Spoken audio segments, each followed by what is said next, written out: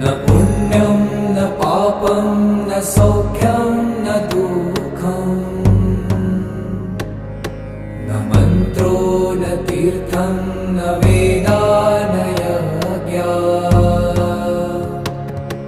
अहं भोजनं नैव भोजं न भोक्ता चिदानन्दरूप शिवोऽहं शिवोऽहम्